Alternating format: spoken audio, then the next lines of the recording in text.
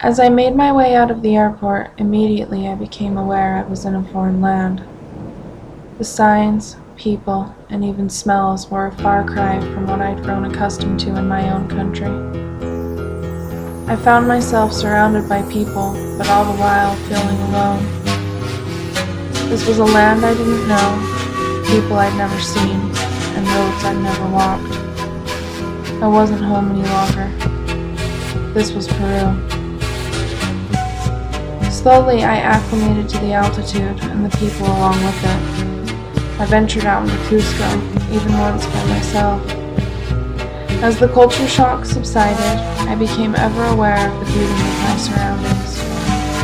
Plaza de Armas, the Cathedral of Santo Domingo, and the Sacred Valley.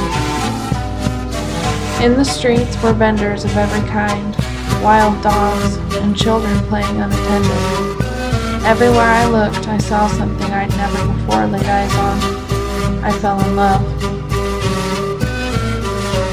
Poverty was no anomaly to these people.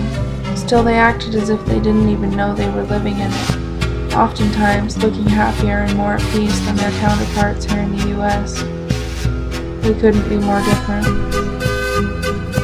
I began to feel the conviction of my own heart. I wanted to help, but the needs of these people were great, and it seemed overwhelming. We passed through village after village. The city crowd called them the mountain people. They lived in quaint homes, some no more than shacks. Farming was their sole means of survival, and I found beauty in the candor of their way of life. As I snapped photo after photo of the broken down homes, I noticed the other travelers looking at me perplexed. No one else was taking photos. We arrived at our destination, Machu Picchu. I looked around and saw tourists everywhere.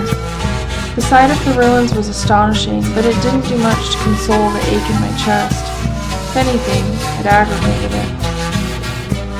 People were spending thousands to come and get a glimpse of the past, and were missing the bigger picture of the present. As the sun set and the site closed, I realized that soon I'd be heading home. I knew I had to leave Peru, but I also knew that the impression that it had made on my soul would never leave me. As I boarded the airplane, I recalled an analogy one of our guides had told me. Peru is like a poor man sitting on a throne, he said. The people starve, surrounded by gold.